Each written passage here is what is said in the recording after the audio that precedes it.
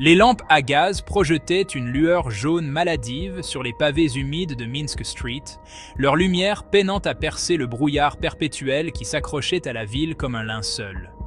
Ce brouillard, épais et oppressant, semblait presque vivant, se mouvant lentement et enveloppant tout sur son passage. Les passants, rares et pressés, se hâtaient de rentrer chez eux, jetant des regards inquiets autour d'eux, comme s'ils craignaient que quelque chose surgisse des ombres. Le numéro 15, la maison louée par Welch, se dressait devant eux, sa façade en briques noircies par le temps et la négligence. Les fenêtres, aux vitres brisées et aux volets pendants, semblaient fixer les visiteurs avec une intensité inquiétante. La porte d'entrée, massive et en bois, était ornée de ferrures rouillées, témoignant de l'époque révolue où la maison avait connu des jours meilleurs. L'air se chargeait d'une odeur de terre humide et de décomposition à mesure qu'ils approchaient, un témoignage des secrets cachés entre ces murs anciens. Chaque pas qu'ils faisaient semblait réveiller des souvenirs enfouis, des échos de vie passée qui résonnaient dans le silence pesant. Les murs, couverts de mousse et de lierre, semblaient respirer, exhalant une humidité froide et pénétrante. Ce n'était pas un endroit pour les âmes sensibles, mais un sanctuaire pour les ombres et les murmures de l'invisible.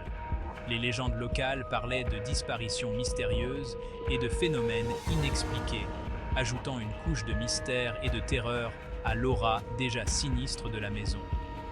Les habitants du quartier évitaient de passer devant, surtout à la tombée de la nuit, de peur d'attirer l'attention des esprits qui, disait-on, hantaient les lieux. Cet endroit semble avoir été oublié par le temps lui-même.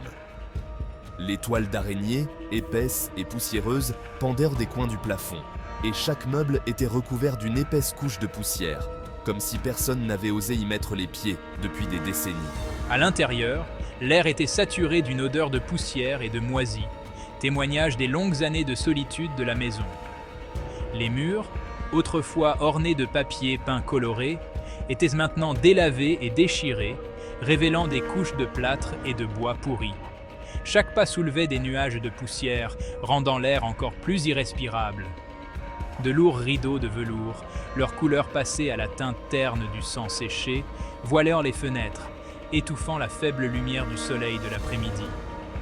La lumière, filtrée à travers les rideaux sales, créait des motifs étranges et inquiétants sur le sol et les murs, ajoutant à l'atmosphère déjà oppressante de la maison.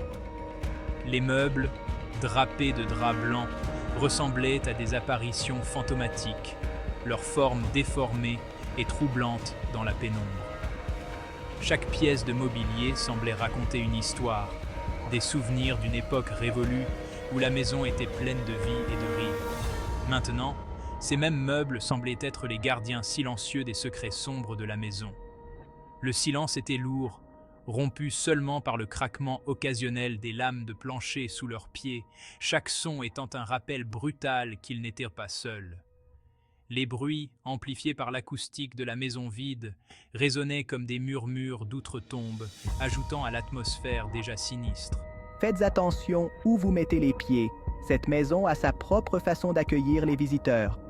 Les planchers, fragiles et pourris, menacèrent de céder sous leur poids, et chaque pas devait être calculé avec soin pour éviter de tomber à travers. Le salon, où ils devaient mener leur enquête, était aussi oppressant que le reste de la maison.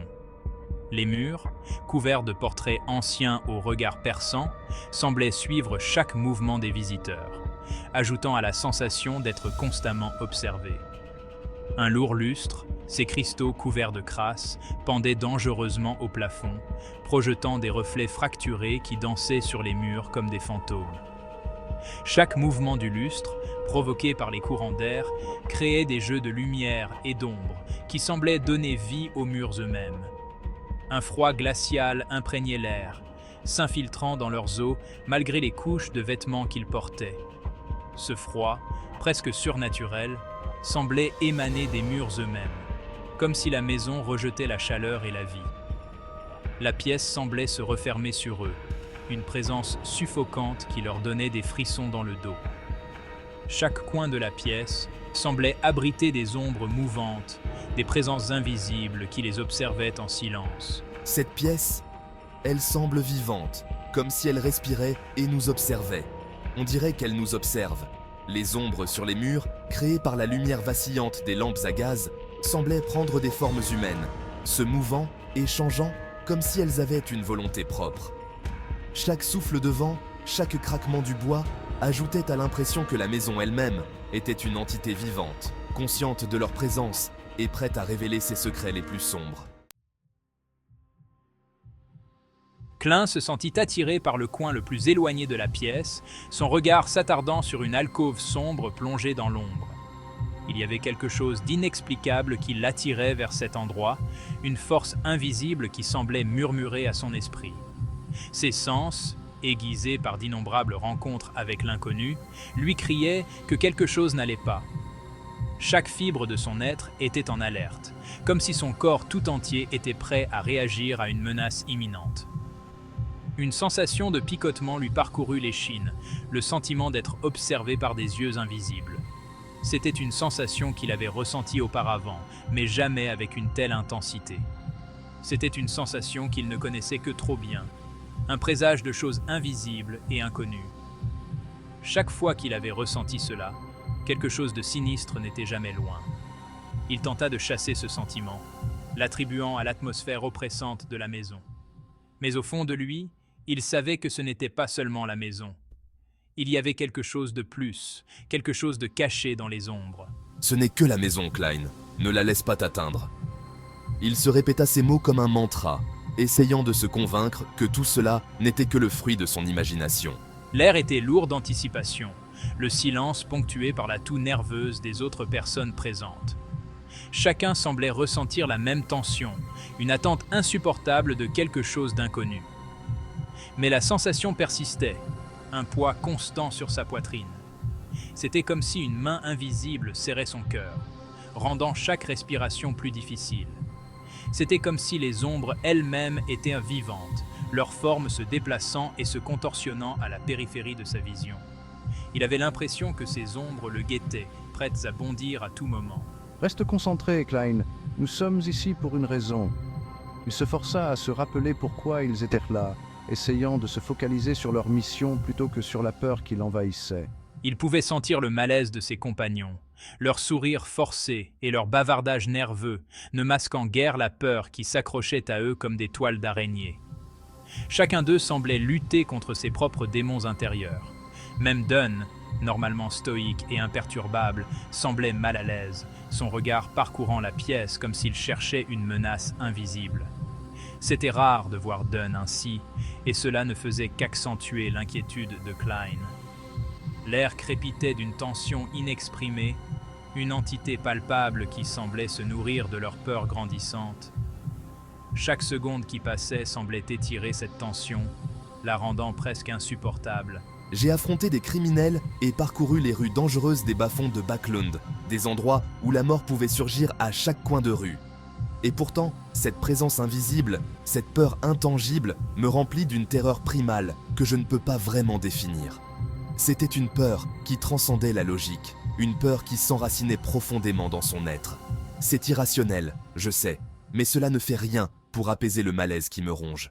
Il savait que quelque chose de terrible se cachait dans les ombres, quelque chose qui attendait le moment opportun pour frapper. Klein se tourna lentement, scrutant chaque recoin de la pièce, cherchant des indices, des signes de cette présence invisible. Il savait qu'il devait rester vigilant, car le moindre relâchement pourrait être fatal. Les murmures des autres se faisaient entendre, des chuchotements inquiets qui ajoutaient à l'atmosphère déjà lourde. Chacun semblait sur le qui-vive, prêt à réagir à la moindre alerte. Klein serra les poings, essayant de canaliser sa peur en une détermination froide. Il savait qu'il devait rester fort, non seulement pour lui-même, mais aussi pour ses compagnons. Les ombres semblèrent se rapprocher, comme si elles étaient attirées par leur peur. Klein pouvait presque sentir leur présence, une force malveillante qui les encerclait lentement. Il prit une profonde inspiration, essayant de calmer son esprit. Il savait que la peur pouvait être une arme à double tranchant, et il devait la maîtriser pour ne pas être submergé. Ensemble, ils devaient affronter cette menace invisible. Ils devaient tout rester unis, car c'était leur seule chance de survivre à cette épreuve.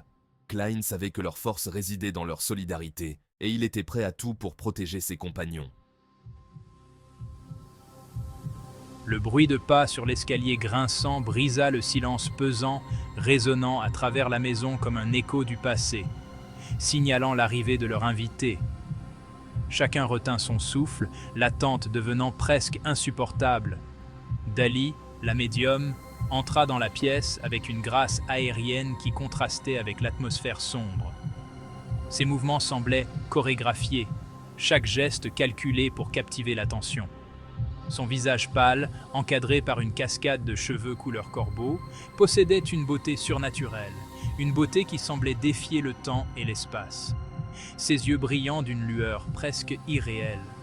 Il semblait contenir des secrets anciens, des mystères que peu osaient explorer. Elle se déplaçait avec une grâce éthérée, comme si elle flottait plutôt que marchait, ses pieds à peine touchant le sol. Ses pas silencieux sur le plancher de bois, ne laissant aucune trace de son passage, comme un fantôme parmi les vivants, comme si elle glissait dans l'air. Chaque mouvement était empreint d'une élégance surnaturelle, captivant tous ceux qui la regardaient. Bonjour, je suis Dali. Sa voix était douce, mais portait une autorité indéniable. Je suis venue vous aider à communier avec les esprits. Elle tenait une amulette en argent, un objet qui semblait presque vivant entre ses mains. Une lourde amulette en argent, ornée de symboles anciens et mystérieux, ornée d'un motif complexe qui semblait se tordre et se déplacer sous leurs yeux, comme si elle était imprégnée d'une magie ancienne. Pendait à une chaîne autour de son cou, ajoutant à son aura mystique, sa surface reflétant la faible lumière d'une manière troublante, créant des reflets qui dansaient sur les murs.